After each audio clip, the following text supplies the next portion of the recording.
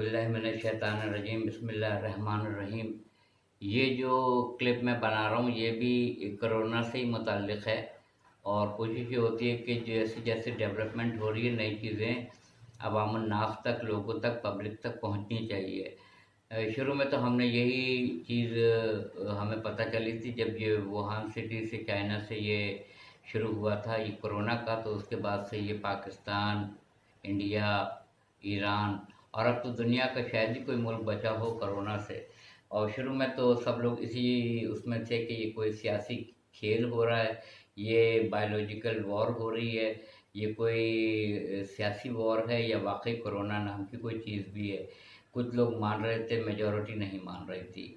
मगर कहते हैं ना कि जब तक कि ये परेशानी, ये बीमारी आदमी करीब से नहीं देख लेता है, उस वक़्त तक उसको यकीन डेवलप नहीं होता है।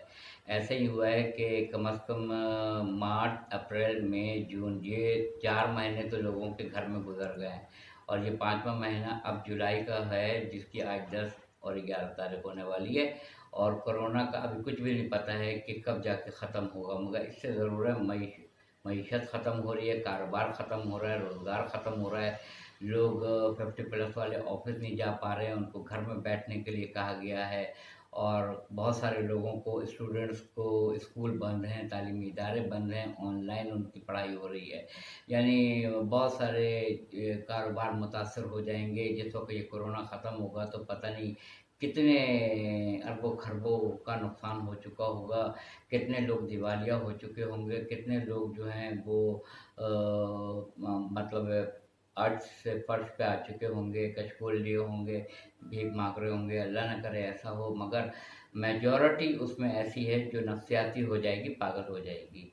और 4 महीना, 5 महीना बैठ के एक ही छत को देखना, एक ही दीवार को देखना और टेलीविज़न के चैनल्स को तब्दील करते रहना, मोबाइल करते रहना, यकसानियत वाली ज़िंदगी हो गई है। ना किसी से मिलना है, ना जुलना है, ना किसी के यहाँ जाना है, ना आना है।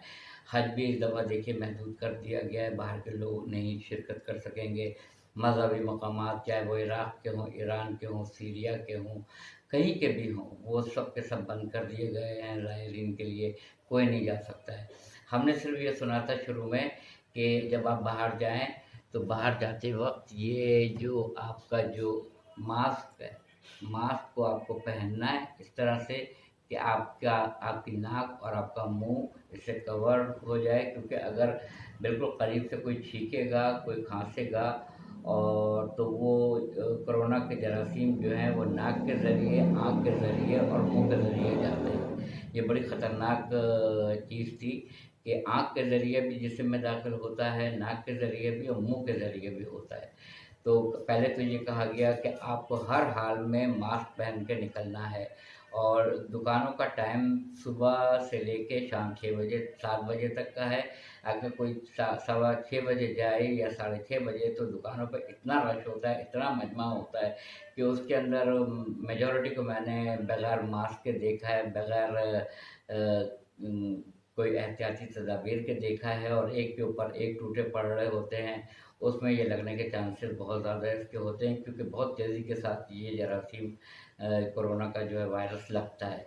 उसके लिए लोगों ने कहा कि 6 फीट का फ़ासला हो। अब बताइए 6 फीट के फ़ासले से इंसान क्या सब्ज़ी खरीदेगा? 6 फीट के फ़ासले से मेडिकल स्टोर में क्या दवा खरीदेगा? और 6 फीट के फ़ासले से किस तरह वो और अपने बेकरी की शॉप से चीज़ें खरीदेगा नाश्ते के लिए। बहुत सारी ऐसी चीज़ें हैं जो आपको करीब जाके लेनी पड़ेगी, उसके लिए 6 फीट का फ़ासला हो ही नहीं सकता है।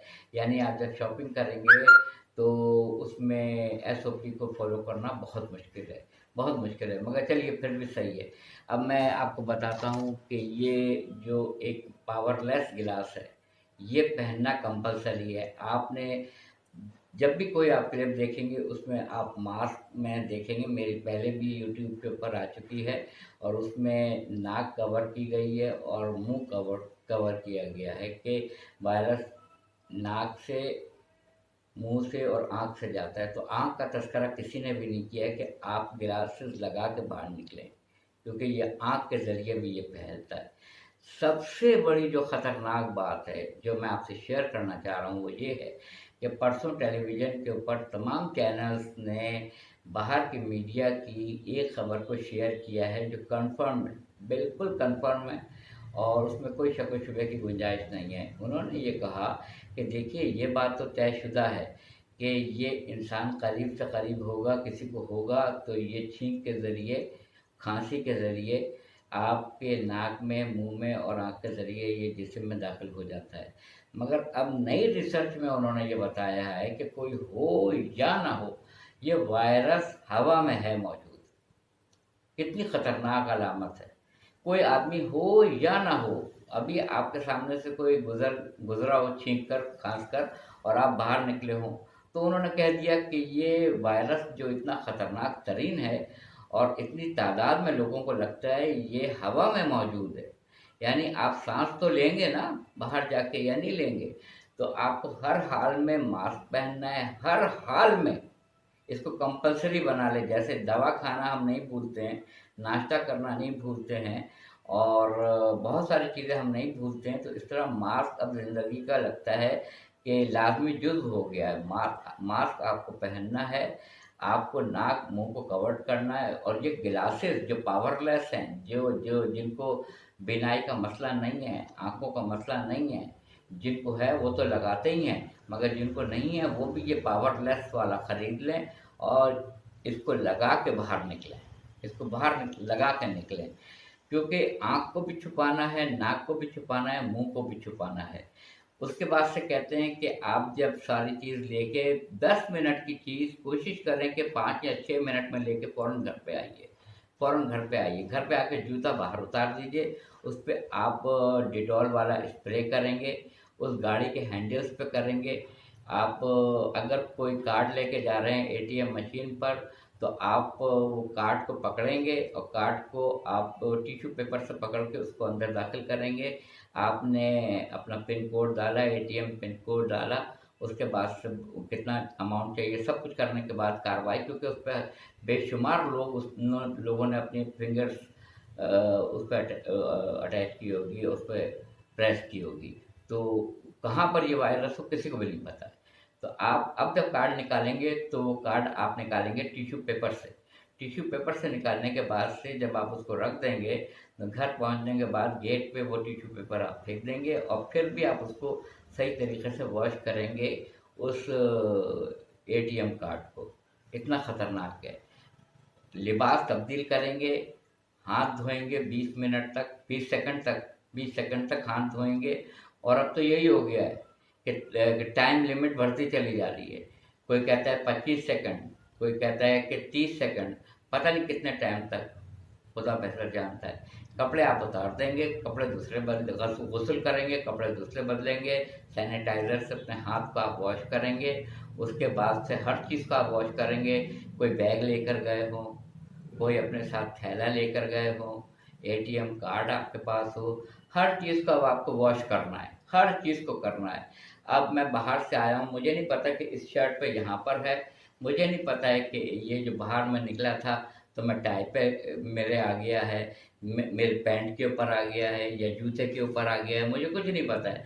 मगर घर में दाखिल होने से पहले पहले आपको कम से कम जूता अपना बाहर उतार देना है और स्प्रे करना है डिटॉल से सारी चीज़ों को, अपने हैंडल्स को, दरवाजे के हैंडल्स को करना है, गाड़ी के डोर्स को करना है, उनके हैंडल्स को करना है जिससे आप खोलते हैं गाड़ी का दरवाज़ा, उसको करना है।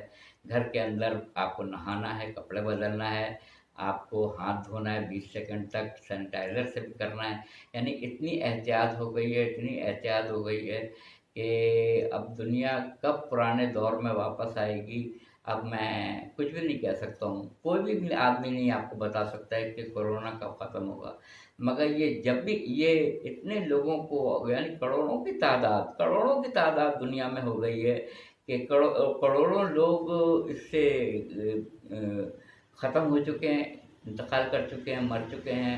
हज़ारों लोग रोज़ाना ही तकरीबन इसी तरह से फिगर बन रही है, हज़ारों में लोग दुनिया से जा रहे हैं और कोई दिन ऐसा नहीं है जिसमें ये ना बताया जा रहा हो कि आज 5000 लोगों के जो हैं कोरोना पॉजिटिव आए हैं, आज फलां का आया, आज इनका आया। अब तो ख़ानदान में न्यूज़ आने लगी है कि फलां अजीज़ को कोरोना हो गया है, वो वेंटिलेटर पे है, फलाना की डेथ हो गई है, उनकी कोरोना में हो गई है, फलां पेशेंट जो हैं हमारे कोई बाहर के मुल्क में हैं, कोई ओवरसीज़ दूसरे शहरों में हैं, वहाँ की ख़बरें हैं कि उनको हो गया, इनको हो गया। दुनिया भर में कहाँ ये मर्ज़ नहीं है, अल अमान अल हफ़ीज़।